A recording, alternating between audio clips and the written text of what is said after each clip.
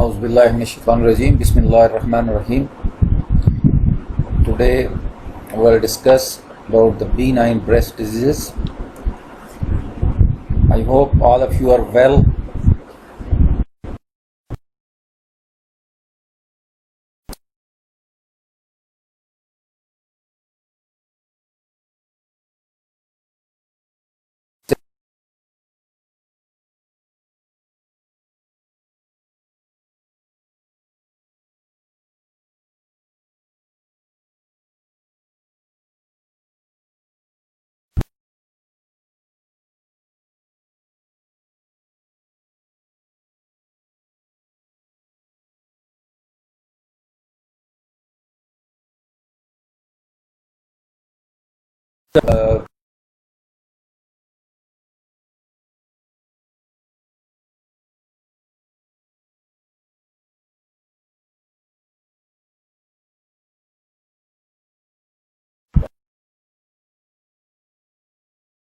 Certain benign tumors as well all come under the umbrella of benign breast diseases.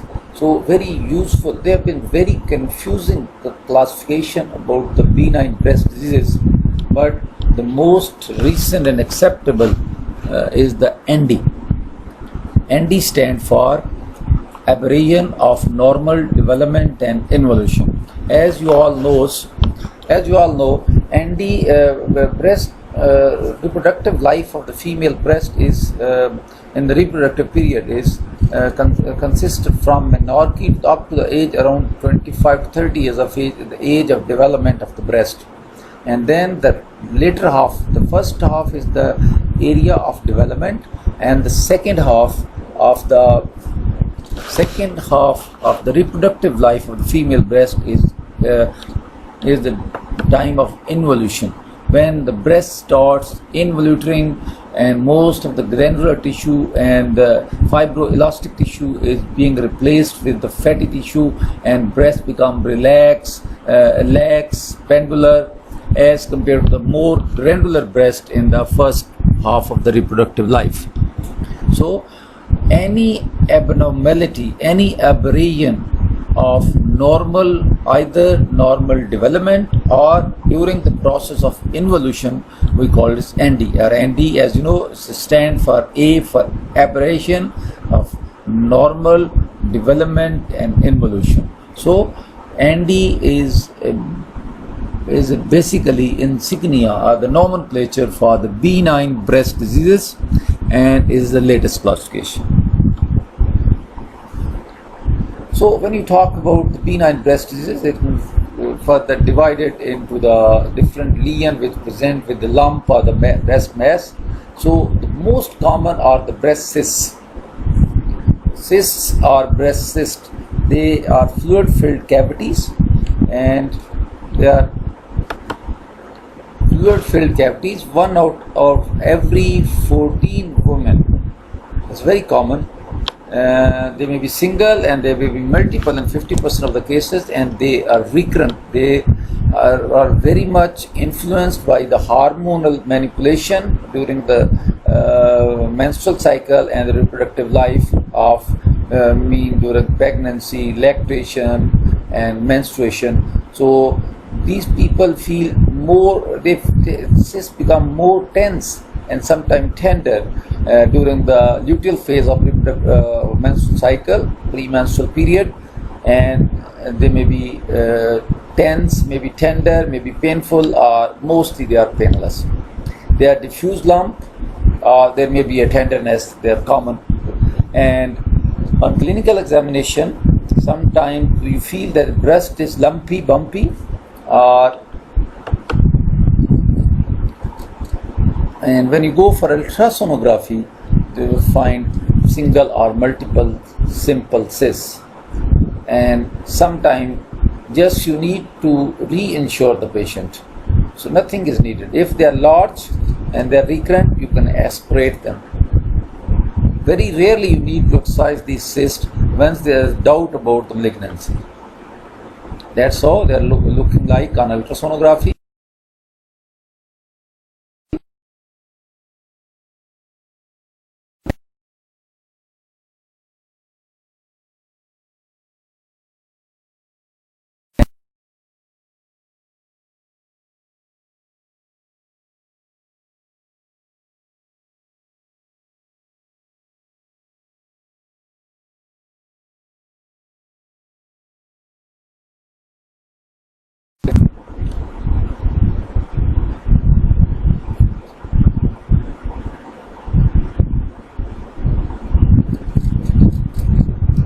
Another very common lump found, benign lump found in the breast is fibroadenoma.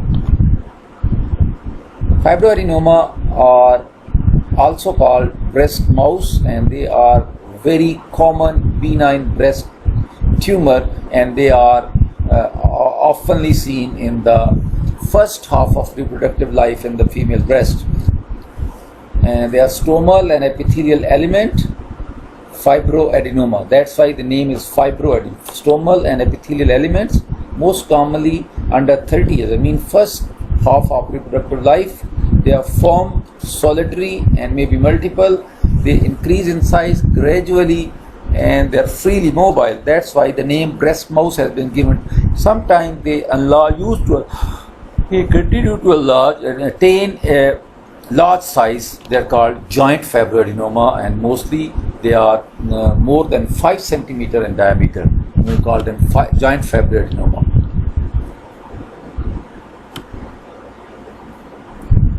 So you really don't need any investigation to diagnose breast fibroadenoma, but once you are in doubt, you can go for ultrasonography and the help will give you a solid or cystic and rule out from the cysts, and then you can go for FNAC, fine needle aspiration cytology, and that confirms the diagnosis.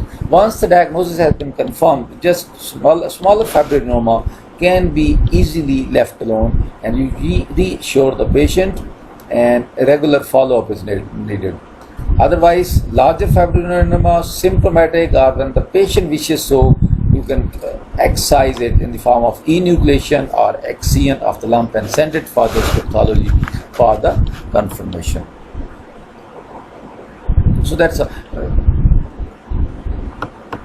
keep excision of the. So that can be excised very smartly from the periareolar incision, very cosmetic one, and no structural damage should be done to the ducts. Very carefully excised or enucleated. That's how they look like, and that's how the excised specimen or enucleated specimen of the fibroadenoma. Well defined, well circumscribed and mobile lump in the fibroadenoma. Another benign tumor of the breast, benign and sometimes become malignant, is the Phyllides tumor. The older name was cystosarcoma Phyllides. Proliferation of connective tissue with ductal element, walled and cellular stoma, that's why the name is Phyllides. And then the firm lobulated mass, it remains mobile even attaining a very huge size. They can enlarge to up to 40 centimeter in size. Sometimes they occupy almost whole of the breast in the smaller breast. And lymph nodes are not enlarged even. So the two features which actually suspect you about the fibroadenoma, Phyllides tumor, and enable you to differentiate this Phyllides tumor from the carcinoma or the fibroadenoma. That is their size, which is unusually large, and still they are mobile. They are not fixed to the pectoralis muscle, they are not fixed to the skin. Though sometimes they are so large, they can ulcerate the skin because of their size, but they are not infiltrating to the skin until unless they become malignant. And number two, and highlighting feature is lymph nodes are not enlarged. So axilla is not, axilla is examined and there is no lymph node enlargement. Only 10% chances of malignant transformation, and even then the lymph nodes are not enlarged. So ultrasonography is helpful in the initial stages, initial investigation in younger patient.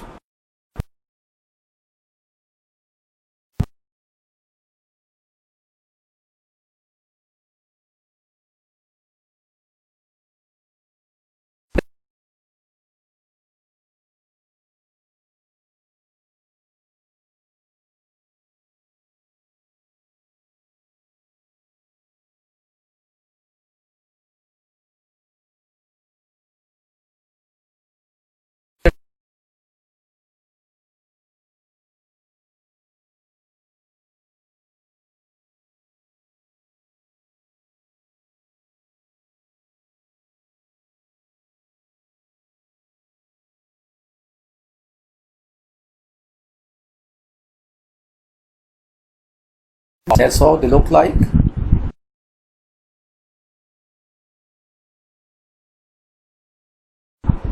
Wide local excision of the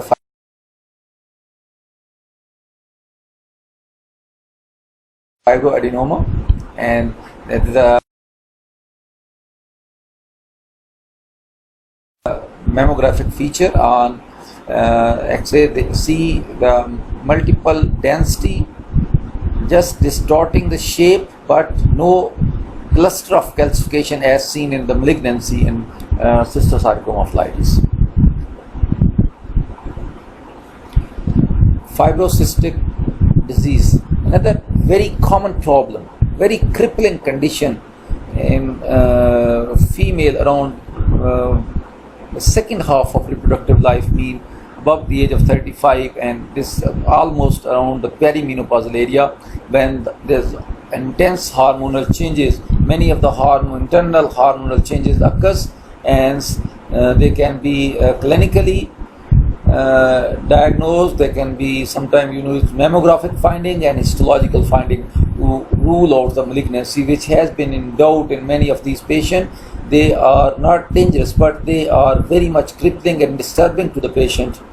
So this exaggerated response from the hormones and the growth factors, there's a cyclical pain, and there may be nodularity in the breast, and upper quadrants most commonly affected, and the breast tenderness is found. Breast tenderness is found on palpation, and the patient complains that when she touches her breast, there's a lot of pain is there. So that's why this terminology as nomenclature is called breast tenderness, described by the patient. Histologically, they are adenosis, apocrine metaplasia, fibrosis, duct ectasia, and mild ductal hyperplasia. So they are all grouped under the fibrocystic disease. The risk factors are the dense breast, sclerosing adenosis, atypical ductal, papillary or lobular hyperplasia. And what you can offer? Just rule out the malignancies, take care of the pain, and reassurance of the patient, and simple painkillers and sometimes the hormonal manipulation can help to some extent.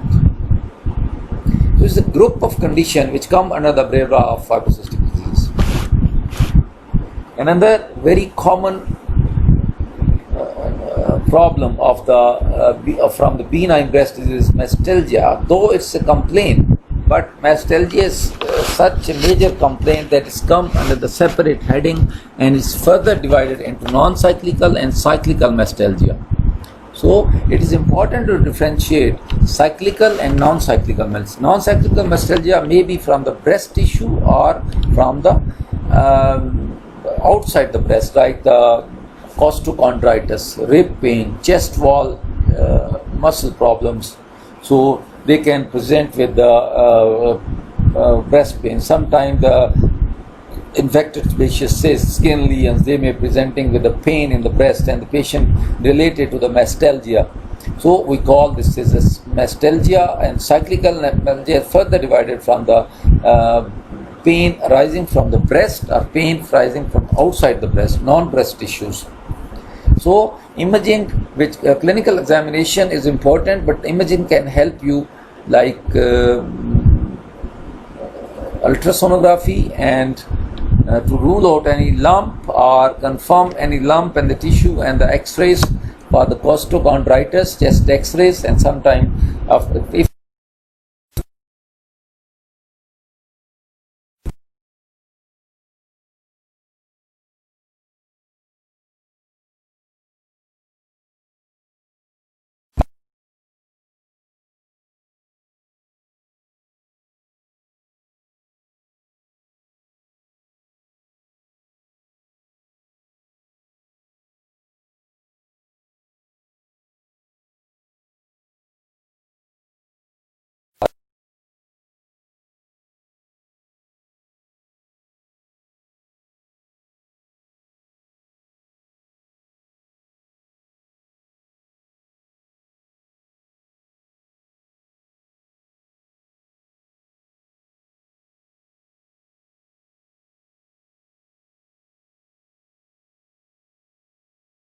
of these patients, they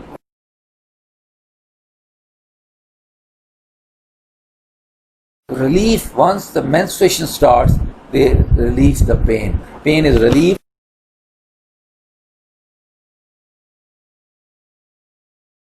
and they are settled to most of the extent. What you are going to need is reassurance, non-steroidal anti-inflammatory drugs, evening primrose oil, and hormonal replacement therapy. Hormone replacement therapy and cyclical mastalgia. So I summarize this one. So mastalgia is of two types: cyclical and non-cyclical. Cyclical mastalgia is mostly because of the hormonal overstimulation or oversensitivity. There is a dull, diffuse, bilateral pain, most often in the upper outer quadrant of the breast, and is worsened in the premenstrual or luteal phase of menstrual cycle, and all the investigation are normal in these patients, and the treatment is simple: reassurance, non-steroidal anti-inflammatory drugs, hormonal manipulation, and evening primrose oil. And non-cyclical mastalgia is either from the breast tissue or the tissue from outside the breast, like the costochondral issue, the mass pain, the chest pathologies, and mostly you need investigation. Sometimes there's a constant pain not affected by the menstruation, and that's why you need analgesia, need investigation to rule out other things. Coming to the infectious and the inflammatory condition of the breast, another important issue, and most commonly the mastitis is generalized cellulitis of the breast, and ascending infection, mostly the subareolar ducts, and commonly occur during the lactational period, and the common organism is Staph aureus, and it's also called lactational mastitis or lactational breast abscess. So lactational because of this ascending infection from the oral cavity of the kids, and this infection ascends from the ductal system, from the subareolar area to the ducts, and there's sometimes the whole breast, sometimes the quadrant or the most of the breast tissue is involved. It's a diffuse erythema, pain, tenderness, hyperemia, and when you palpate, there's a hot and browniform in consistency. So breast mastitis or breast cellulitis is, if diagnosed at this stage, can be very helpful to treat with antibiotics and supportive measure, and one should continue feeding to the kids, and close follow-up is needed for the residual disease. So antibiotics which are effective against Staph aureus,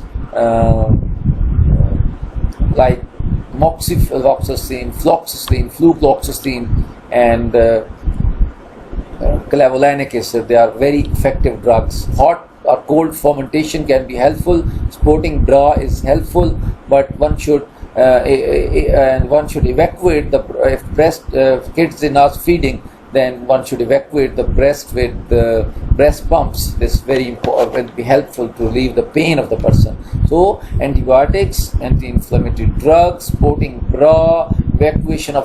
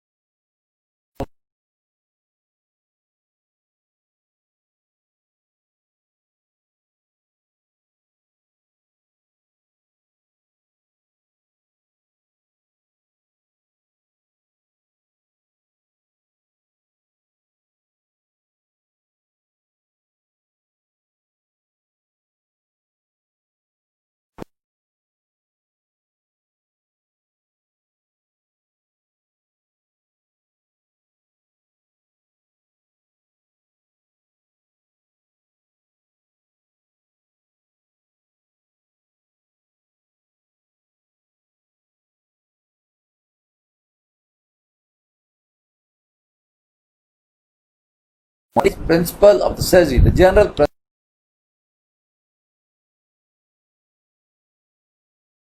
principle of the surgery are you label and clinically diagnose an abscess once there's a fluctuation is there. But there are two sites in the body, the breast and the perianal area. One, you should not wait for the fluctuation to come.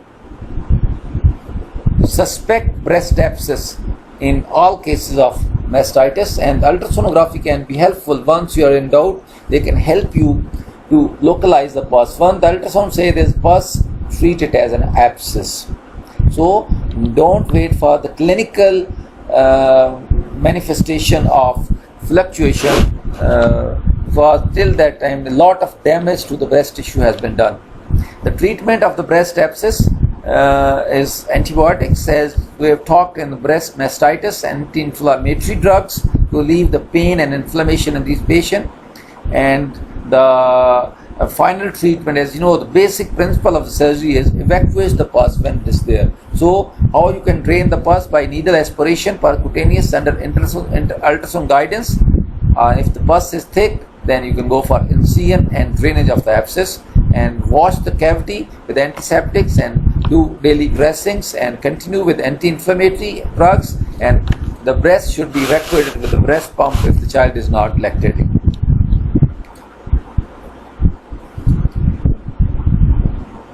The next topic is about the benign breast disease, the nipple discharge. It's a very common symptom and very important symptom. So it can be physiological, it's bilateral, as like milk, involves multiple ducts, negative with heme, no blood, and non-spontaneous. Nipple discharge can be pathological, may be unilateral, may be spontaneous, may be blood stained, and most common cause is intraductal papilloma. Blood stained nipple discharge. Intraductal papilloma we talked can be single duct, may be benign, and is a 4% chances of malignant intraductal carcinoma, so one should be very careful.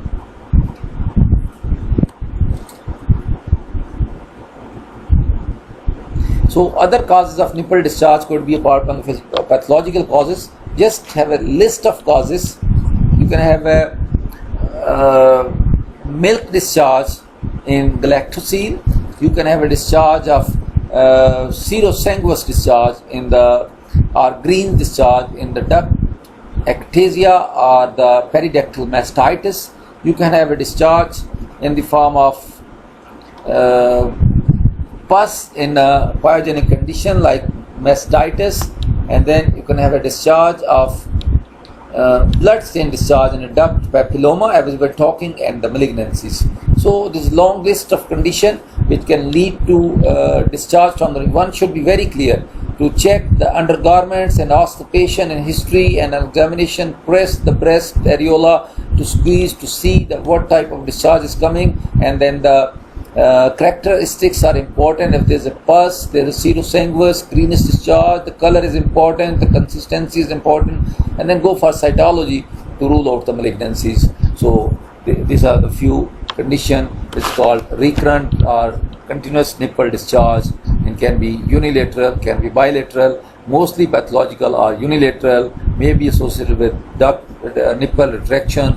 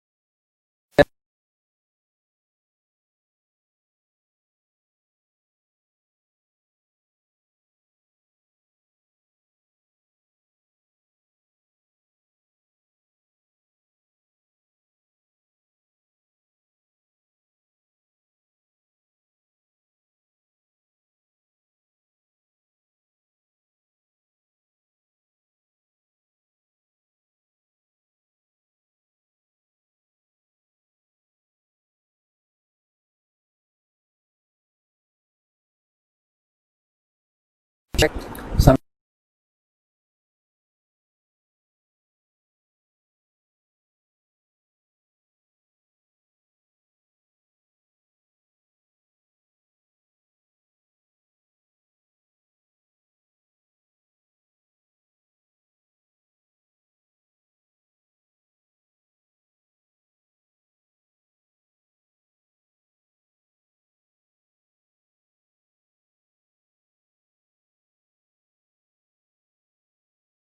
young patient and above 35, you can go for mammography to rule out the other underlying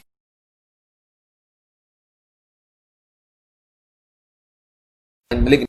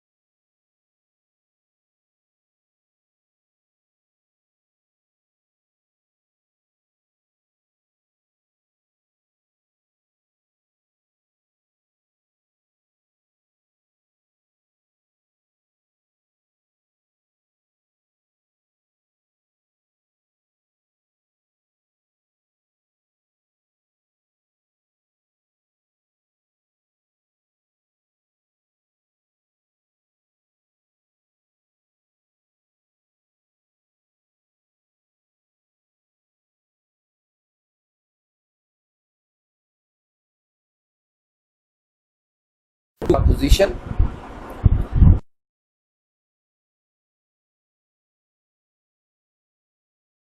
Your diagnostic test of choice is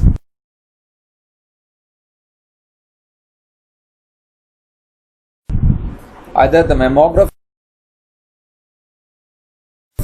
ultrasonography, excision biopsy, or incisional biopsy. So, a short history of lump in a 22 years old female, no, on physical examination is small lump at 2 o'clock position, and which is your diagnostic test of choice. Other question is 34 years old female referred to you for evaluation of breast pain. She presented with mastalgia. The pain is burning, sharp in nature, always present, mean constant.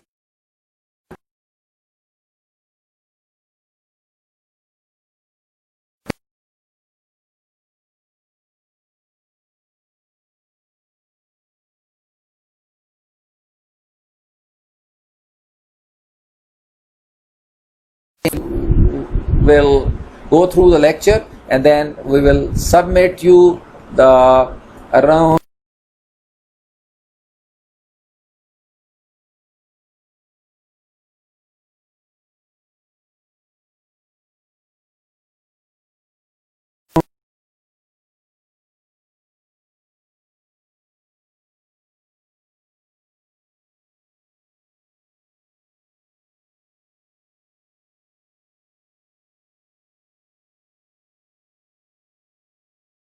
hour of the completion of the lecture.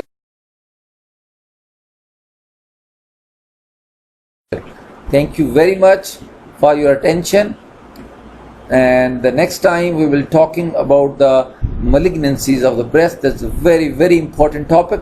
And please remain in touch with books and remain in touch with lectures.